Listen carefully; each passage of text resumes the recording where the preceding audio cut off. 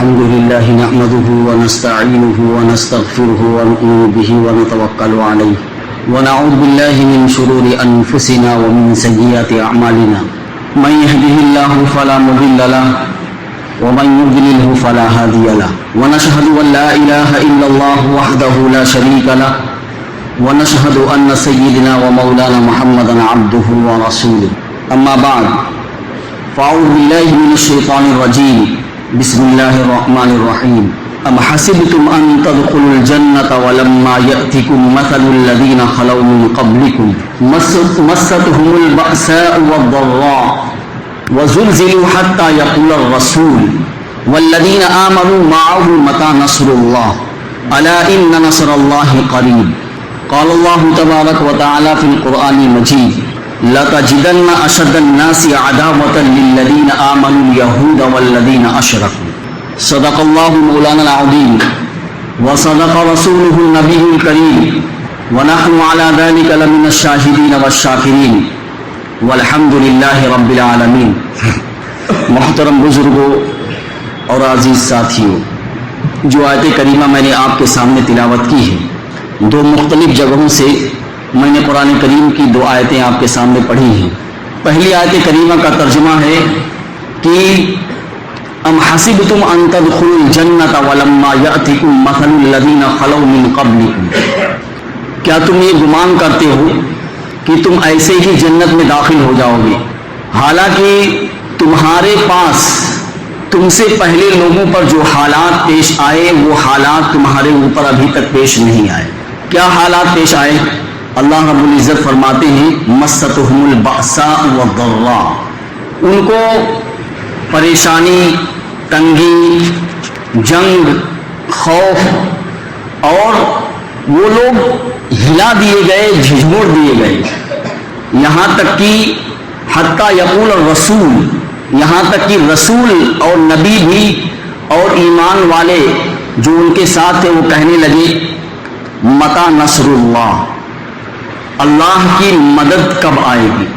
دوسری آیت کریمہ جو میں نے آپ کے سامنے تلاوت کی ہے اس کا ترجمہ ہے، اللہ رب العزت ارشاد فرماتے ہیں لَتَجِدَنَّ أَشَدَّ النَّاسِ عَدَاوَةً لِلَّذِينَ آمَنُوا الْيَهُودَ وَالَّذِينَ أَشْرَكُوا، کہ تم لوگوں میں دشمنی کے اعتبار سے سب سے زیادہ سخت مسلمانوں کے لیے یہودیوں کو پاؤ گے اور مشرکین کو، یعنی یہودی مسلمانوں کے سب سے سخت دشمن ہیں۔ یہ اللہ رب العزت کا فرمان ہے قرآن کریم کے اندر، جو آج سے تقریباً 1400 سال پہلے، 1450 سال پہلے نازل کیا گیا ہے، اور 1450 سال کے بعد تک قرآن کریم میں اللہ رب العزت کا یہ اعلان اور اللہ رب العزت کا یہ فرمان ابھی بھی موجود ہے۔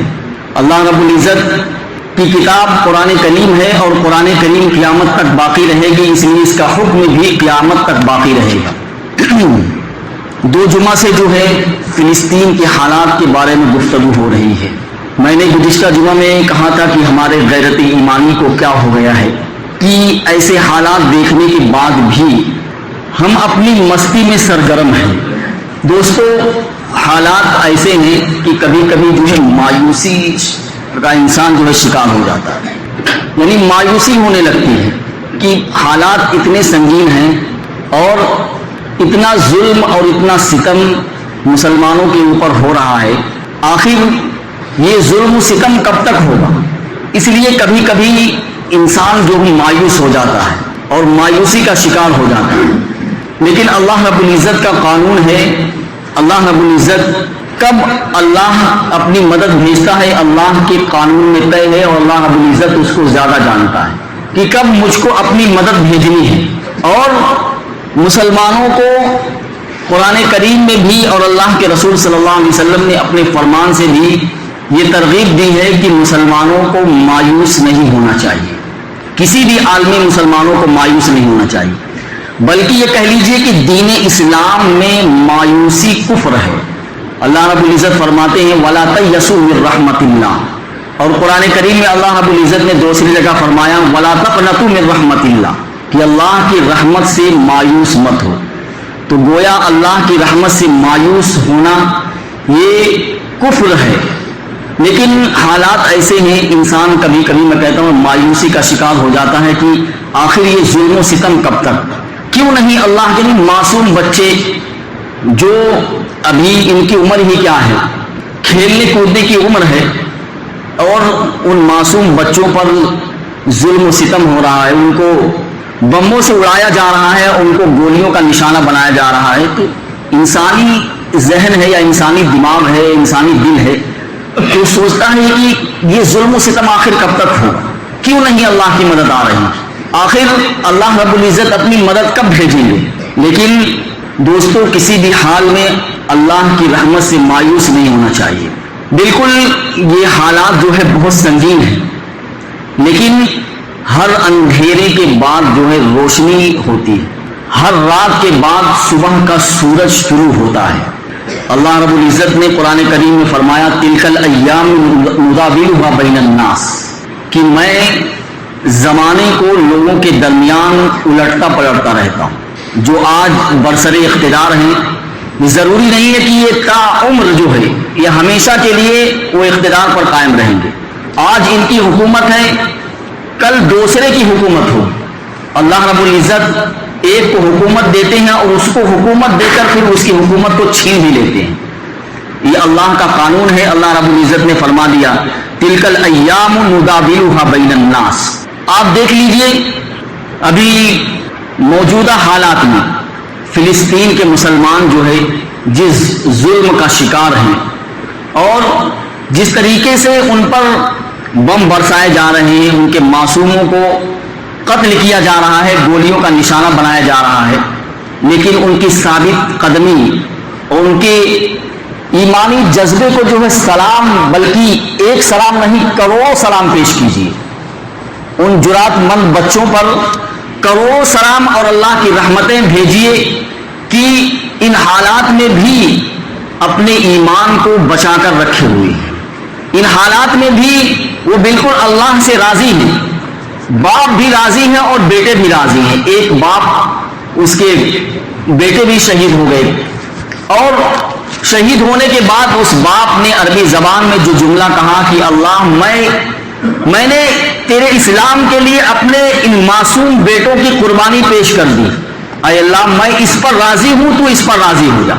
یعنی باپ، اب معصوم بچہ ہے، اگر ہمارا ہی معصوم بچہ ہو، اگر اس کو کچھ ہو جائے تو ہمارے دل میں کتنی تکلیف ہوتی ہے، لیکن وہ باپ، اس کا جگر کتنا پتھر کا ہوگا اور وہ اللہ کے فیصلے پر کتنا راضی ہوگا کہ اپنے معصوم بچوں کی قربانی دینے کے بعد بھی وہ کہتا کہ اللہ میں اس بات پر، یعنی یہ قربانی جو میرے بچوں کی تیرے راہ میں پیش کی گئی ہے، اللہ تو اس کو قبول کر لے اور میں اس پر راضی ہوں. لیکن افسوس ہے، میں کہتا ہوں نا کہ اسلامی ممالک پر 57 یا 56 جو اسلامی ممالک ہیں، ان اسلامی ممالک کی جو ہے ایمانی غیرت پر افسوس ہے کہ کچھ بھی نہیں کر رہے ہیں. عالم کفر ایک طرف جو ہے اکٹھا ہو گیا اور ہر طرح سے ان کو مدد پہنچا رہا ہے. جو ان میں سب سے سپر پاور طاقت ہے امریکہ، وہ تو اس کے پشت پر بالکل کھڑا ہوا ہے. اسرائیل کے بالکل پشت پر ہے وہ، اور وہ اس کی مالی مدد بھی کر رہا ہے، اسلحے سے بھی مدد کر رہا ہے اور فضائی مدد بھی کر رہا ہے. ہر طریقے سے وہ ہر ممکن جو ہے اسرائیل کو مدد پہنچانے کی کوشش کر رہا ہے. لیکن یہ کہہ لیجئے کہ انڈونیشیا سے لے کر مراکش تک جو ہے کتنے اسلامی ممالک ہیں، لیکن ان اسلامی ممالک کو بالکل صاف سون گیا ہے. کوئی آواز اٹھانی، اگر آواز بھی اٹھانا ہے بالکل پھسپھسی سی آواز ہوتی ہے، اس میں کوئی دم ہی نہیں رہتا. تو دوستو ایسے حالات ہیں، ایسے حالات میں مایوس ہونے کی ضرورت نہیں ہے. یہاں تک کہ میں نے کہا کہ قرآن کریم میں اللہ رب العزت نے فرمایا ام حسبتم ان تدخلوا الجنة ولما يأتكم مثل الذين خلوا من قبلكم مستهم البأساء والضراء. یہ حالات مسلمانوں پر پہلی دفعہ نہیں پیش آیا، بلکہ مسلمانوں پر بارہا ایسے حالات پیش آتے رہے اور خود انبیاء کی موجودگی میں بھی یہ حالات مسلمانوں پر پیش آئے ہیں. اب سوچیے آپ، نبی سے زیادہ ثابت قدم رہنے والا کون ہو سکتا ہے؟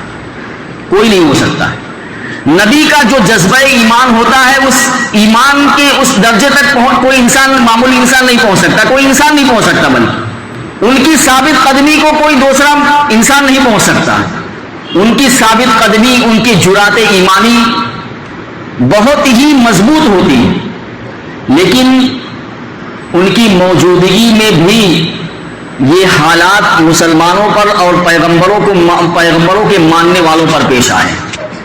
جو آیت میں نے پڑھی آپ کے سامنے، اس میں پیغمبروں کے بارے میں ہے کہ جب ان پر سخت حالات آئے، وَزُلْزِلُوا، یعنی ان کو ایسے حالات آئے، اللہ رب العزت کہتے ہیں کہ ان کو بالکل جھنجھوڑ دیا گیا، بالکل ہلا دیے گئے ہوئے، اور یہاں تک کہ خود رسول جو نبی ہے، نبی برحق ہے، خود رسول اور جو ان کے ساتھ ایمان والے ہیں، وہ لوگ خود پکار اٹھے کہ متی نصر اللہ، اللہ کی مدد کب آئے گی؟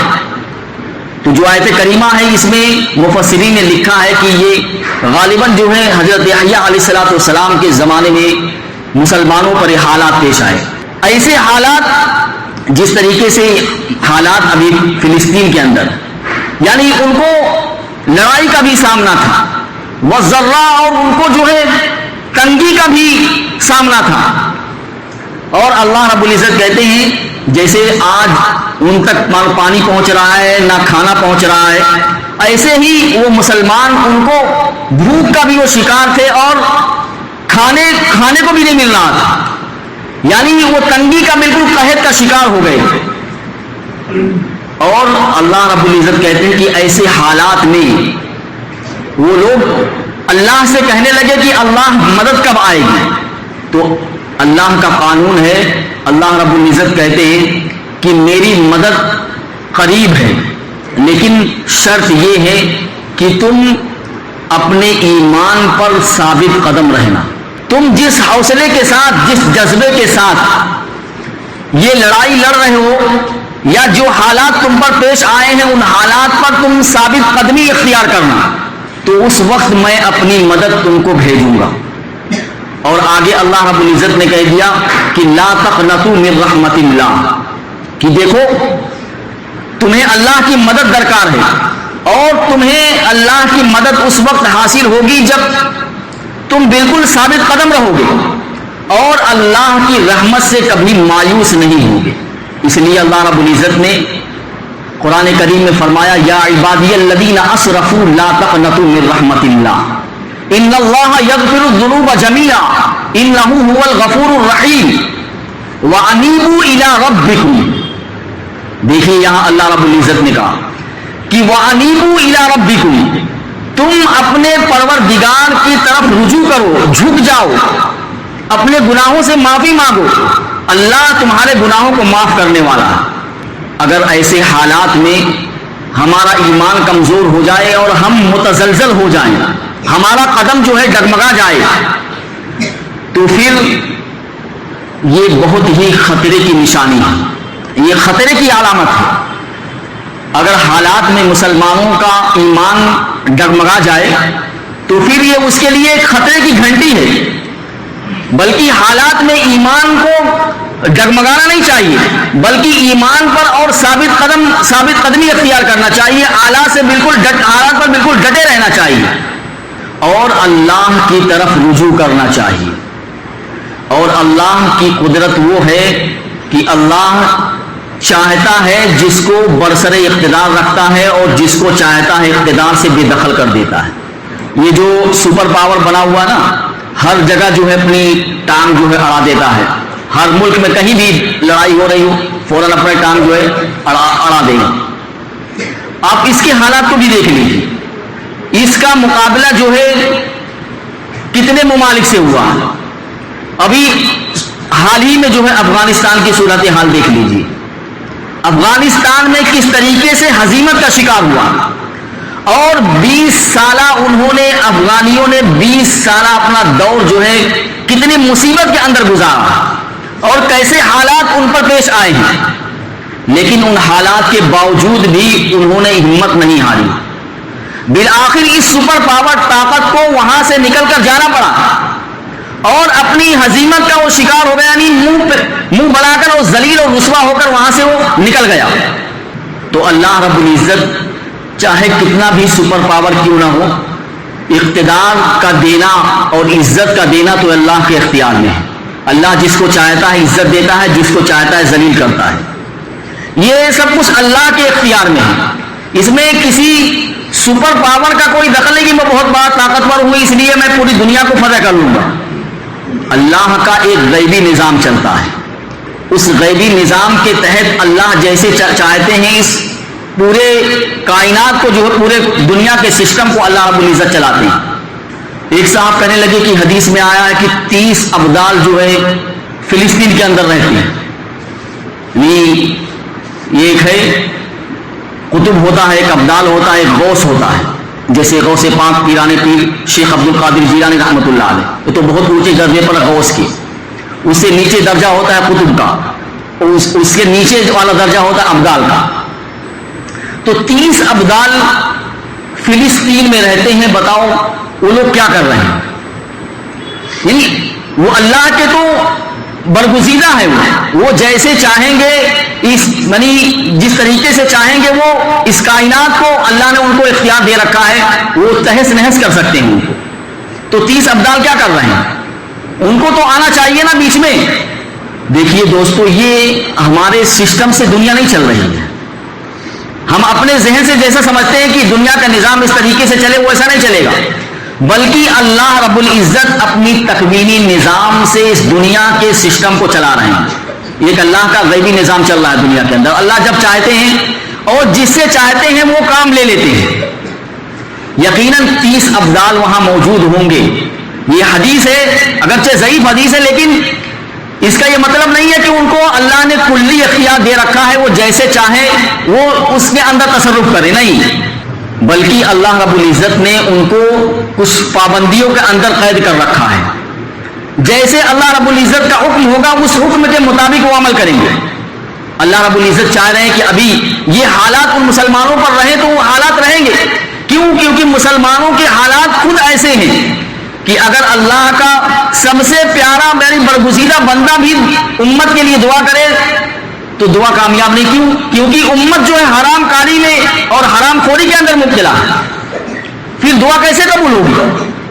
بتائیے. امت کا ایک بہت بڑا طبقہ جو ہے حرام خوری کے اندر اور رشوت کے اندر اور سود خوری کے اندر مبتلا ہے. اور جہاں ایسی حالت ہو جس مسلم معاشرے کی جہاں سود کو حلال کرنے کے لیے بھی اس کے ہیلے بہانے چاہیے ہوں گے. یعنی کسی بھی طریقے سے سود حلال ہو جائے، کوئی ہیلا بتا دیجئے مولانا تاکہ میں اس کو استعمال کر لوں. تو جس معاشرے میں سود کو حلال کرنے تک کی بھی کوششیں ہو رہی ہیں، تو بتائیے کہ وہاں مسلمانوں کی دعا کیسے قبول ہوگی؟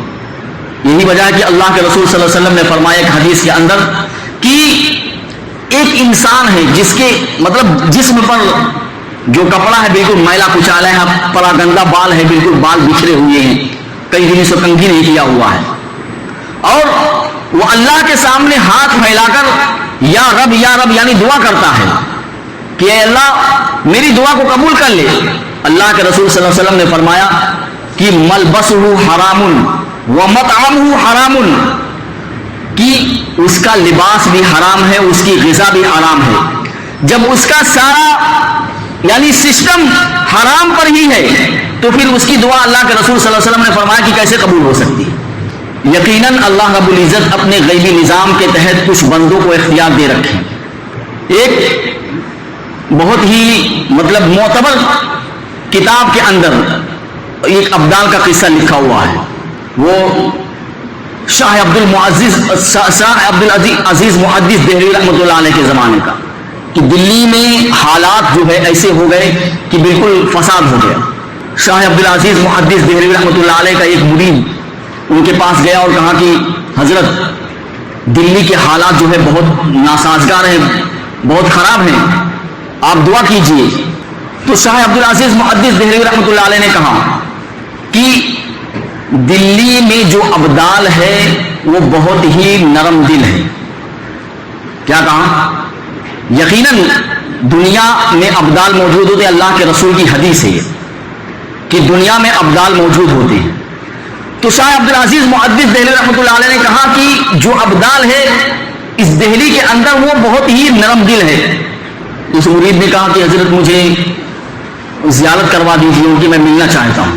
تو حضرت نے کہا ٹھیک ہے، تم جامع مسجد میں جاؤ، دلی کی جامع مسجد میں جاؤ اور وہاں دیکھو کہ ایک درویش صفت انسان کلنگر بیچ رہا ہوگا، تربوزہ بیچ رہا ہوگا، تم جاؤ اس سے ملاقات کرو. اور ان کو ان مرید کو جو ہے شاید اس ابدال کو آزمانا تھا، اس لیے وہاں گئے تو دیکھا کہ جامع مسجد میں گیٹ کے پاس وہ بزرگ صفت انسان بیٹھے ہوئے کلنگر ہے، تربوزہ بیچ رہے ہیں. تو اس نے کہا کہ مجھے تربوزہ چاہیے اور مجھے وہ تربوز چاہیے جو جس کا رنگ بالکل لال ہو، یعنی مجھے لال چاہیے، اگر سفید نکلے گا تو میں نہیں لوں گا. بتائیے اب لال تربوز ہر انسان تو یعنی کوئی بھی نہیں پہچان سکتا ہے. تربوز لینے کے لیے جائیں گے آپ کو اندر سے دکھ تو نہیں رہا نا کہ لال ہے اندر، اس لیے جب آپ لیتے ہیں تو اس کو کاٹ کر دیتا ہے کہ دیکھیے یہاں سے اندر لال ہے. تو کوئی بھی انسان نہیں بتا سکتا کہ یہ تربوز جو ہے اس کے اندر سفید پن ہے یا یہ لال ہے یا سرخ ہے. تو کہا مجھے لال تربوز چاہیے، اگر سفید نکلے گا تو میں نہیں لوں گا. ان بزرگ نے کاٹ دیا ایک کلنگر اور نکلا اتفاق سے سفید، کہا مجھے نہیں چاہیے. پھر دوسرا کاٹا، وہ بھی سفید نکل گیا، کہا مجھے نہیں چاہیے. 3-4 کاٹ دیا اور اس نے 3-4 کے بارے میں کہہ دیا کہ مجھے نہیں چاہیے. اب بتائیے کتنا نقصان کر دیا. لیکن اس نقصان کے باوجود بھی ان اللہ والوں نے یعنی اس ابدال نے کچھ نہیں کہا، کچھ بھی نہیں کہا، بلکہ کہا ٹھیک ہے آپ کو لینا تو لیجیے، نہیں لینا تو چلے جائیے. تو کچھ دن کے بعد جو ہے حالات دلی کے بہتر ہو گئے. پھر وہی مرید آیا اور ان کے پاس شاہ عبدالعزیز محدث دہلوی رحمۃ اللہ علیہ کے پاس اور کہا کہ حضرت دلی کے حالات بہتر ہو گئے. کہا کہ ابدال بدل گیا. کہا مجھے پھر اس سے ملنا ہے. کہا جائیے، اگر ملنا ہے تو دہلی کی جامع مسجد میں پہلے اس زمانے میں جو ہے مشکیزہ چلتا تھا، مشکیزے میں لوگ پانی بھر کر لوگ پلاتے تھے. تو کہا ایک سقا یعنی پانی پلانے والا ہے وہاں، لوگوں کو پانی پلا رہا ہے اس مشکیزے سے، آپ جاؤ وہاں مل لو اس سے. وہ گئے اور کہا کہ بابا مجھے پانی پینا ہے. خیر کہا ٹھیک ہے اپنا ہاتھ پھیلاؤ. پہلے ایسے گلاس ولاس تو ہوتا نہیں تھا، مشکیزے سے ایسے پانی اڑیرتے تھے اور ایسے چلو میں لے کر پانی پیا جاتا تھا. تو اس درویش صفت انسان نے اس کے یعنی ہتھیلی میں پانی ڈالنا شروع کیا اور اس نے اس ہتھیلی کو ایسے پھیلا دیا، تھوڑا سا گیپ کر دیا تو پانی ہتھیلی میں جمع ہونے کے بجائے نیچے گرنے لگا. تو پہلی دفعہ جب اس نے کیا تو درویش صفت انسان نے اس کو گھور کر دیکھا، بالکل کڑی آنکھوں سے، تیز نگاہوں سے. پھر کہا معاف کر دیجئے بابا غلطی ہو گئی. دوسری مرتبہ جو ہے جیسے ہی ہاتھ اس نے اپنا ملایا اور پانی ڈالا انہوں نے، تو پھر اس نے ہاتھ ایسے الگ کر دیا تو پانی نیچے گر گیا. اس درویش صفت انسان کو غصہ آیا اور اس نے کھینچ کر جو ہے ایک تھپڑ اس کے کان کے نیچے جڑ دیا. یہ بالکل صحیح واقعہ ہے. یہ شاہ عبدالعزیز محدث دہلوی رحمۃ اللہ علیہ کے زمانے کا واقعہ. اور ایک تھپڑ جڑنے کے بعد اس درویش صفت انسان نے یہ جملہ کہا کہ جاؤ، جس نے تم کو میرے پاس بھیجا ہے اس سے جا کر کہہ دو کہ اگر دوبارہ میرے پاس کسی کو تم نے بھیجا تو تمہاری ولایت سلب کر لی جائے گی. یہ چونکہ شاہ عبدالعزیز محدث دہلوی رحمۃ اللہ علیہ بھی بہت پائے کے عالم ہیں اور ولایت کے اونچے درجے پر ہیں، تو یہ اللہ کا غیبی نظام ہوتا ہے. جو اللہ کا غیبی نظام جیسے اللہ رب العزت چاہتے ہیں اپنے بندوں کے ذریعے سے بھی دنیا میں کام لیتے ہیں. تو فلسطین کے جو حالات ہیں انہوں نے کہا کہ 30 ابدال فلسطین کے اندر موجود ہیں، پھر کیا کر رہے ہیں؟ اللہ کی مدد کیوں نہیں آ رہی ہے؟ تو میں کہہ رہا ہوں نا کہ اللہ کی مدد ہمارے اور آپ کے ہم کہنے کا ظلم کا پیمانہ لبریز ہو گیا.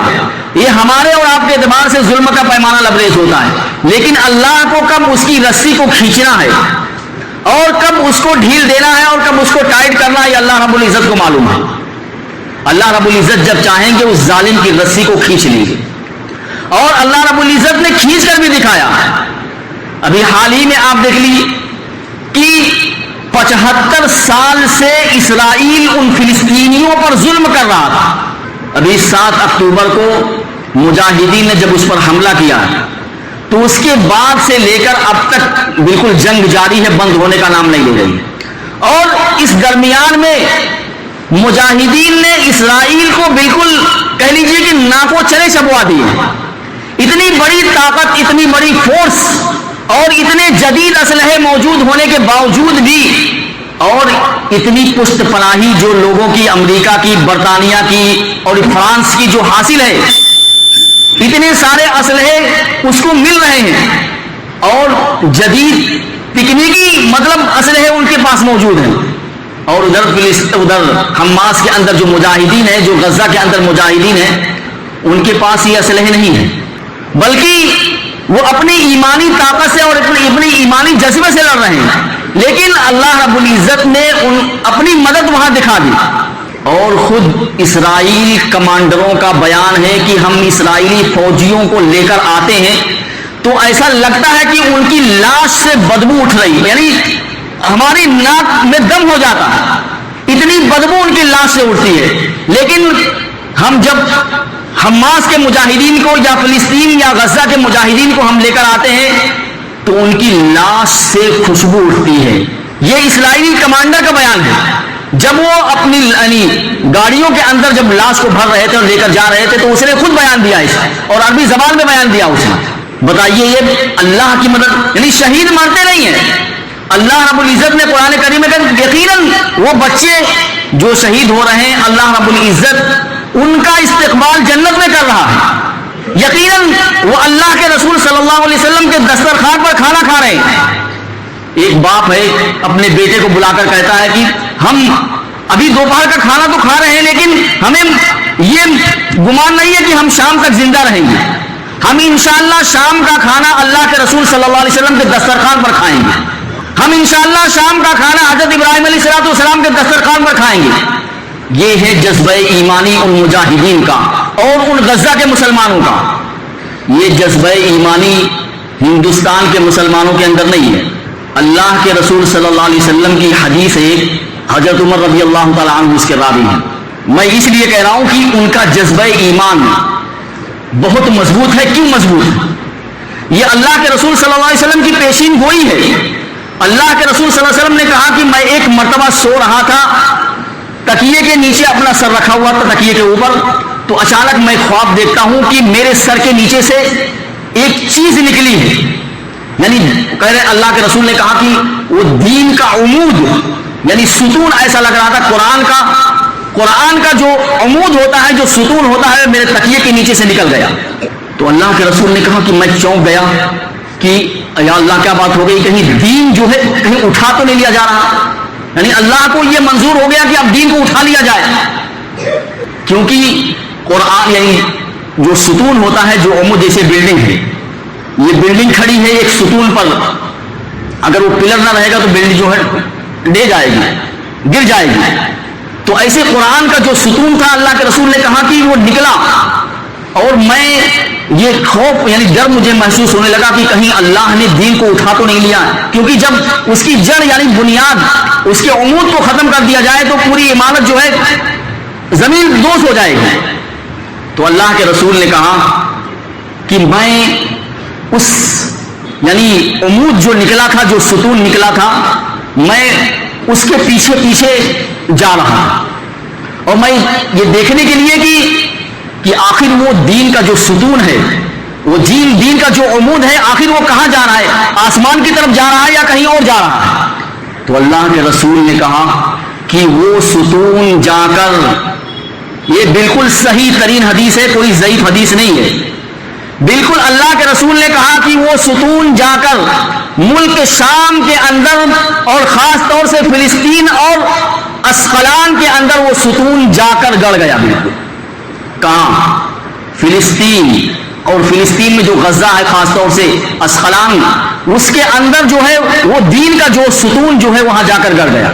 تو یہیں سے یہ بات سمجھ میں آ رہی ہے کہ ان کا جذبہ ایمانی کیوں اتنا زیادہ ہے، کیوں وہ ہر بات میں یہ کہتے ہیں کہ ہم اللہ سے راضی ہیں، حالانکہ اتنا ظلم ان کے اوپر ہو رہا ہے، ان کے معصوم بچے شہید ہو رہے ہیں، لیکن پھر بھی ان کی جذبہ ایمان میں تھوڑی سی مدھم، یعنی ان کا جذبہ ایمان مدھم نہیں پڑ رہا، بلکہ ایمان کی روشنی مدھم نہیں پڑ رہی ہے، ایمان کی روشنی تیز ہوتی چلی جا رہی ہے۔ آخر کیا وجہ ہے؟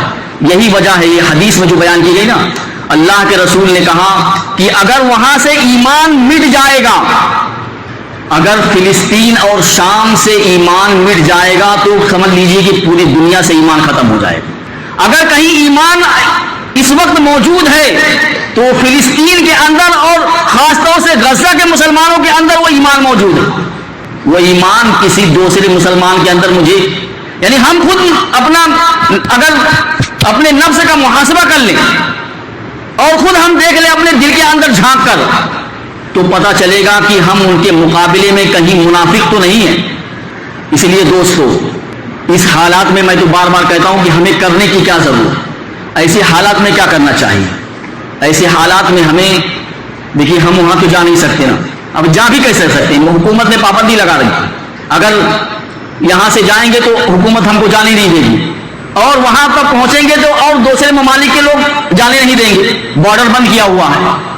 تو ہم عام لوگوں کا بھی کچھ کرنے کا کام ہوتا نا، جو لوگ وہاں لڑ رہے ہیں اللہ کے راستے میں وہ تو اپنا کام کر رہے ہیں، لیکن ہمارا کیا کام ہے؟ ہمارا کام میں نے پہلے بھی بتا چکا ہوں، تو سب سے پہلے ہمیں اسرائیلی مصنوعات کا بالکل بائیکاٹ کرنا ہے۔ یہ بھی سمجھ لیجئے کہ خاموش جہاد ہے، اور یہ مسلمانوں کی غیرت ایمانی کا تقاضا یہی ہے کہ جو دشمن تم پر حملہ کر رہا ہے، تمہارے بھائیوں کو مار رہا ہے، اس کی چیزوں کو آپ استعمال کر رہے ہو، اور انہی چیزوں سے وہ چیزیں بیچتا ہے، وہ پیسے ملتے ہیں، انہی پیسوں فلسطینی بچوں کو مارتے ہیں، فلسطینی مسلمانوں پر انہی پیسوں سے ظلم کرتے ہیں۔ میں تو کہہ رہا ہوں، میں اپنے گھر میں دیکھا نا، اپنے گھر کے اندر دیکھا میں نے، تو پورے اسرائیلی مصنوعات پورے اکٹھے ہیں۔ خود میں اپنے گھر کی بات بتا رہا ہوں، کیونکہ اتنا مطلب پرچار اور اتنا اس کو ہائی لائٹ کر دیا گیا ان چیزوں کو کہ دوسری چیزیں ہم کو نظر ہی نہیں آ رہی ہیں۔ ان مصنوعات کے علاوہ ہم کو کوئی دوسری مصنوعات نظر نہیں آ رہی ہے، ہمارے گھر کے اندر وہ مصنوعات موجود ہیں۔ لیکن مسلمان جو ہے جذباتی ہوتا ہے، جذبات میں کیا کرتا ہے، تھوڑے وقت کے لیے جب تک لڑائی ہو رہی ہے بھائی بائیکاٹ کر دو، نہیں۔ یہ اللہ کے رسول اور اللہ رب العزت نے کہا لَتَجِدَنَّ أَشَدَّ النَّاسِ عَدَاوَةً لِلَّذِينَ آمَنُوا الْيَهُودَ، کہ تم دشمنی کے اعتبار سے مسلمانوں کے لیے سب سے زیادہ سخت یہود کو پاؤ گے۔ اللہ رب العزت نے قرآن کریم میں کہہ دیا ہے کہ یہودی مسلمانوں کے لیے بہت، یعنی یہودی مسلمانوں کے سخت ترین دشمن ہے۔ تو اب ان یہودی مصنوعات کو جو ہے ہم اپنے گھر میں استعمال کرتے ہیں۔ ایسا نہیں ہے کہ چلو لڑائی بند ہو گئی تو اب جز وقتی طور پر جو ہے ہم مصنوعات کو پھر سے استعمال کرنے، نہیں۔ یہ دشمنی جو ہے کہہ لیجئے کہ کل وقتی ہے، یہ جز وقتی دشمنی نہیں ہے، یہ کل وقتی دشمنی ہے، اور کل وقتی دشمنی کا پھر ہم کو کل وقتی بائیکاٹ بھی کرنا ہے۔